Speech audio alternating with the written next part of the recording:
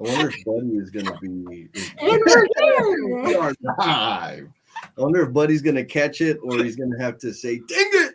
I think Again. he has like NoBS like alerts only specifically for when the pop-ups come up. I like it. So the wind didn't like take you. No, but it was, I mean, like the sirens were going off and they were like notifying us, hey, there's no tornadoes. The sirens are because the winds are above 70 miles an hour. Son of a gun. We're like, okay, we'll just stay right where we are. Yeah. Well, I got lucky. So I was up there yesterday. Yeah. I was planning on flying out late, and my friend Tina said, hey, there's like wind advisory. You're supposed to fly home tonight. I was like, what? And you already know, Jen, like I don't check that kind of stuff. No, it's like just come right on in, get on the plane. It should be fine. And I look at I look at the Southwest app. I was like, oh, weather advisory. Oh my God, I need to get out of here. But you got home, which is good. Yes, I drove home instead of flying home, which means I had plenty of time to come up with new ideas. Jen. Oh, of course. Look at that. We got Mr. Vince. Welcome. What's up, Vince? How you doing, big dog? Coming in from Facebook land. Folks out there in the Omniverse, it's about lunchtime. If you're East Coast, Central, West Coast, we'll just call it snack time for y'all. We got the pop-up going on because we have a live stream tomorrow. We do at 8 o'clock Central. What are we going to talk about, Jen? Here, well, this is kind of a topic I may be able to contribute a little bit to, but I believe it's like navigating change inside your space that you work.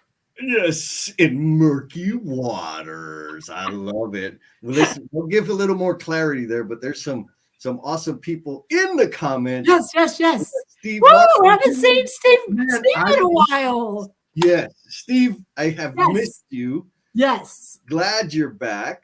Our chief marketeer, Steve Martin. If y'all haven't connected with them on the LinkedIn, you need to. Steve, and do you see he's put Chewy in charge of like so many things? So I'm so glad you're back. We need some like navigating on some of this. So happy you're here. Steve, I don't know if you've seen it yet, but the you know what? I got to make sure. Let me see. I'll figure out if I can get a link in here. Which that means, Jen, is you're gonna have to like contribute. That's what you do. I think it's okay. We can just put it in the comments later. Steve, you gotta check out the bloopers from from our audiobook, the Lean in Love audiobook. They are hilarious. I love them so much. Glad you're here, Steve. And then Mr. Vince Trevino says he needs to shine. Yes, you do. What's he talking about? So the emotional bungee jumpers that we have another super awesome group that usually is made up of most of these people in this tribe that have made a decision to come into a group of change leaders that are willing to get a little vulnerable, get a little transparent, and grow their listening skills. Their question skills. How do they ask questions, more interested questions? How do they engage better with the people they're interacting with? How to not be a solutionizer or a solution shanker. Like all of those things are like benefits from being in this group. Yes. Vince, you're on Facebook. Okay, I need to jump it on Facebook. Yes. I dropped it in the audiobook. I'm sorry. The LinkedIn. The link for the blooper reel is on LinkedIn, and I'm fixing to figure out how to do it on the Facebook. Okay. And I'm like a professional live streamer poster guy. Look, we got Mr. Sean Smith. Sean, hello. What's going on, Sean? How you doing, my friend? All right, who else is there? Look at Mr. Armando, the Tuna Fam. He says, send me a link. Armando, this is free. Like you're getting it. You're getting everything everybody else is getting. What's going on, big dog? Appreciate you jumping in here from the YouTube land. So yes, we got people coming in from Facebook, YouTube, and LinkedIn.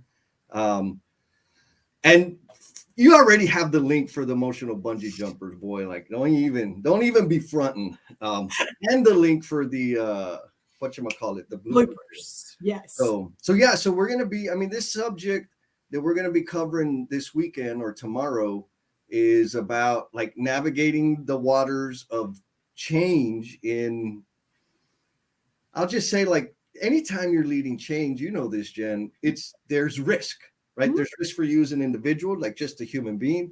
There's professional risk, depending on the type of change you're driving. Your credibility, your feelings, all of those things are always on the table when you're the point of the tip of the spear. But I think what I'm not sure. Of course, the tribe always like really informs the depth of the conversation. But I want to like continue the conversation that we had from the after party last time. And our buddy, Mr. Bruce is up there in New York City. I don't think he's on today, but he's brought the issue up a few times, right? Like, what about if you're leading change, positive change, in a negative environment or in an environment where the structure is anti-change or unhealthy? But I like to go there. What do you think about that, Jen? Well, I mean, a lot of the things we talk about are where they've come from our live streams or from conversations we've had with tribe members. And the conversation, it's like we have to stop it. And then Jesse's like, oh, that should be our next live stream. So that's a lot of the content that we pull is from those conversations of like real life struggles, real life situations where people are like, I need some help. I don't know what to do. Or, man, I have been running into this and it'd be good to hear that are other people dealing with the same thing. Yeah, I mean, look, talking about change leaders, Buddy Brumley. What's up, buddy? Says hashtag dang it. I mean, that's the thing is, let's talk about change leaders a little bit. Like, change leaders doesn't necessarily you have to have like formal authority. Right. I mean, you've led change, and I know I have for years and years. I've led change from maybe it was 100% influence in that I didn't have formal authority or formal responsibility within the team or the organization. And that's a different, it takes a different kind of energy, or maybe more clearly, a specific kind of crazy. Okay, I agree. What do you think, Jen? No, I agree. And we hear a lot of times, like when we talk about leaders, lead from the back, lead from, it's like people that are not at this place where they can like dictate down, here's what's going to happen and everyone's going to do it, but like, lead from within. And so, I mean, my story is kind of not one of those where I was just in the middle and passionate about something and excited about it and, tried to, okay, this is the impact I can have. And then organically, just in our company, for me, my experience is that grew with support and other things. So it's never, we need to realize it's not just, okay, because you're one person, you can't do anything, but also realize that even though that one person keeps going, it does need support outside of them. Yeah, I think that's the area I want to focus. The two spots for me that like I have a lot of experience in is one is leading change and not having the formal authority, right? Because I was in a situation that I was not content with. Mm-hmm. And I didn't feel it was the right thing. I shouldn't say situation singular, situations plural. Yes. And so I took steps and effort to change that. Mm-hmm. And that is one type of change. And I will say, like, if you got to have some stamina, you got to have some endurance, like you some really armor, a little bit of armor. Yeah, like it's a different thing. And I know a lot of people, and not a lot of the NoBS tribe members, have attempted change, and then get really frustrated or demoralized because it doesn't take off. Mm-hmm. I don't know, but I don't think I've ever done even the fun change that just takes off. Like it all takes effort. And depending on the situation, sometimes more than others. So I really want to hope that we get into that part of it, like the realities of driving change, right? Because all the stuff I post on LinkedIn and on all the socials makes it seem like, yeah, we just make a decision and it changes. Like, no, that's like, for real, it's not that easy. There's a lot of damn work. And then I also want to hope that we get into some experiences from the tribe members about how do you do it or how they actually do it in a tough environment, meaning, I mean, the popular words now are toxic culture, right? But when you work with a bunch of buttheads, I don't know if that's toxic or not, but I was working with buttheads before toxic culture was a thing. And so driving change in that type of environment is also a nuanced deal. Like, I think there's a lot of content about, kind of the positive, frilly systems, people, wah, wah, wah. But I hope we're like going to get to look under the skirt. I mean, under the table a little bit, maybe the skirt too. And talk about those realities.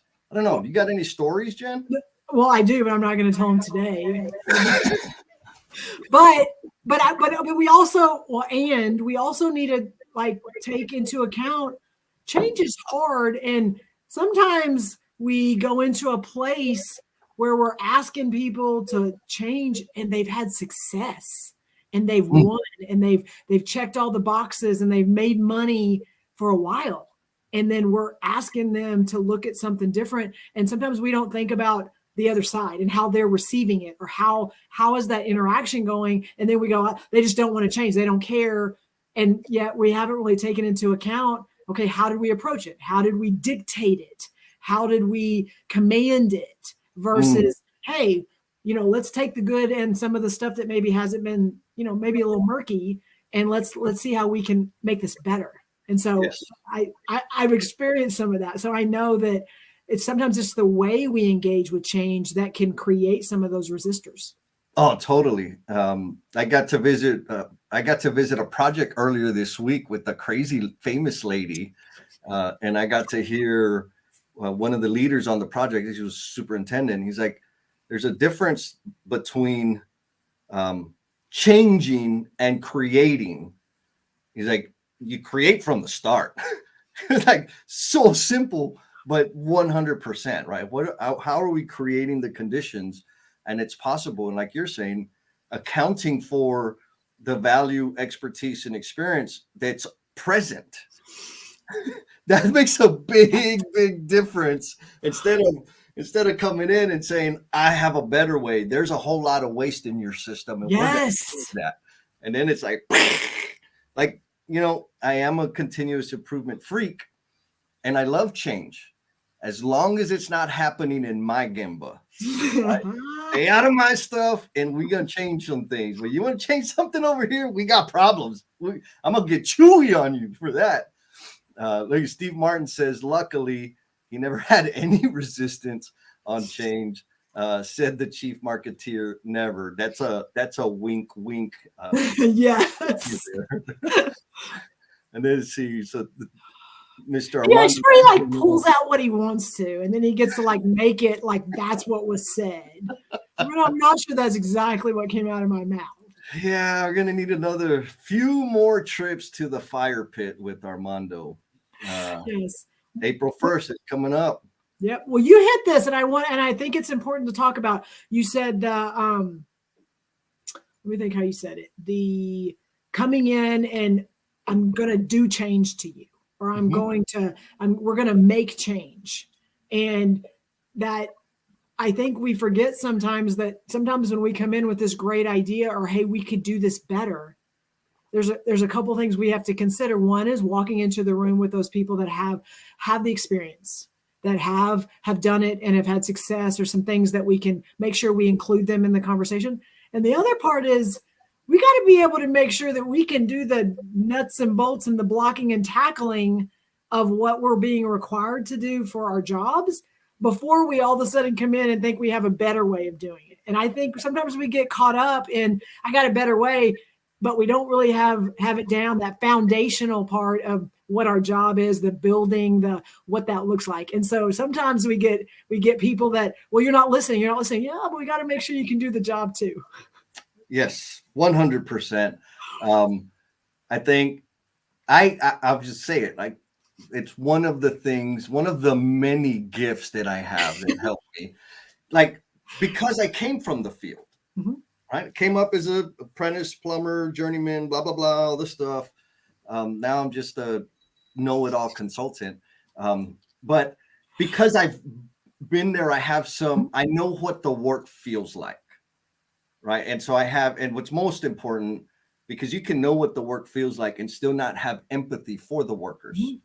And that's when you're describing what you're describing, Jen, lands to me in my head as empathy for the workers. Like on one hand, we got to know what it feels like. Otherwise it feels dismissive. Right. And on the other hand, like, why are you going to change something? If I don't know how to tie my shoes, we got a problem, right? If I don't know how to do the basic fundamental core requirements of my job, and I'm yelling and screaming, I want to lead the innovation group. Yes. Like, fool, you don't even know how to do your damn timesheet. Go figure that out. You can't even show up on time. Go figure that out. And so there's this thing, and I don't know what the right way to say it is, but we have to earn credibility. We have to, and you've said this, we have to create or cultivate a body of work that earns us credibility, that gives us a platform to stand on when we want to talk about change. Like, you don't get to drive change because you have perfect attendance. The chairs in the office have perfect attendance too. That doesn't mean they're bringing any value or can perform and deliver the minimum requirements or expectations of the role. Right. I think that's what I heard you say. Exactly. I mean, fresh ideas, like we love fresh ideas, new ideas, things that people hadn't thought about. But there's things that go along with that. It's also that you show up and that you, what does it say? Where is it over here? Like, you work hard. Like, we don't ever say like, oh, do lean because it makes everything easier. Like, we don't say that. We can be more efficient, more value. It respects people. I mean, there's a lot of things in there, but we're gonna have to work hard. It's one of those things. Yes, it's gonna take work, and I'm sure Armando 2.0. Armando, I just dropped the link, the exact link that you need right now in the YouTube chat just for you, bro, because I love you, man. It does take work, and I mean, hell, like this NoBS with Jen and Jess. That's a little change. It's a lot of work. The work that Jennifer's talking about is dealing with me, because she gets a little overwhelmed by how thorough I plan and communicate, and the scripts that we practice and rehearse before we go live, and that sort of thing. Looky, DJ Hootie Hoo says, Rob Van Cott says, no smooth seas ever made a skilled sailor. Truth. 10-4. It's going to be rough. You got to be ready for it. All right. Well, I guess so. What do you got planned the rest of the day? You going to go chase down trash bins with the wind took away? No, I'm hoping it's like a little bit more low key. So weather's calmed down. It's sunshine, beautiful outside. So, and we didn't have any damage. So that big plus for us. And then tomorrow live stream, which is huge. Then after party. Then I think Amanda and I have some sand volleyball on Sunday. Then like the next 2 weeks are crazy with you and I. Next week is Dallas. Adam's coming down. We're doing operational excellence conference. Adam's doing TAC training down here in Dallas. Then I got some trips going. Then you and I the following week are in Vegas presenting AGC National Convention. So we've just got a lot of stuff coming up in the next 2 weeks. Oh, yeah, it's going to be going down in Dallas for sure. Yes. Well, Monday, Tuesday, Wednesday, I'm there. We're going to have some fun. We're going to have some stories to tell and plenty of content for me to be posting. Yes. Oh, and I got approval from Meg. What's going on, Meg? That I could show up and heckle you and Adam Monday. That means Adam has to show up, right? Adam? I'm expecting you to be there. It's going to be good. Look at that. All right. Steve Martin says he's getting energized for mañana in the mañana. So many nuggets of knowledge to share. Yeah. And Steve has like some real deep knowledge. So Steve, I'm excited for you to share what you got, especially in the after party. If you're available, I would love for us to all hang out there. Yes. And look at that. Mr. Hoot says, wonderful. That's all I needed to know. Boom. Stress relief. All right, folks. So if you're watching on the replay, you heard us talk about the emotional bungee jumpers. The clock's ticking, and I'm going to leave it at that. The link is in the chat. Find it, sign up, hang out with some cool people, build some great, awesome power skills. the blooper reel for the audiobook that's coming out in a couple of weeks is also, the link is also there, I think. Yeah. And I dug 3 times. I combed through the audiobook recordings to find my bloopers, and like I got all of them. Like, it was just so difficult for me to find my bloopers. Well, I'm going with Buddy, and Buddy says he thinks that we need to have some investigating, that you didn't quite put all of yours in there, but you put all of ours in there. Yeah. So I'm going with Buddy. I'm just saying. Fake news. Fake news. I know. I promise. I did it. It was so hard. But maybe we could have like a party at some point where we bring people in to do the combing of the audiobook and like, for real. I mean, I've done my editing. I'm doing no more editing. The same thing happens. Like, sometimes I'm rarely ever late, but there's been times when I'm like looking in the mirror trying to find something wrong. Oh gosh. And the time just like, I get lost. And it's like, okay, I gotta hang it up and like just go. It's time to go. Deflecticon. Yes, Steve Martin. I completely agree. I'm messing with y'all. I love y'all very much. Tuna, he says, I don't see it. I know, right? Like, how can you find problems? That's not what he's talking about. There he is. That's exactly what he's talking about. All right, girl. Well, I got to get like in the zone for tomorrow's live stream and then the after party. I'm excited. And then I got to pack and take my behind over to Dallas. Yes. Got some problems up there. Good? Yes. All right, y'all. We will see you tomorrow. Yes. Baby.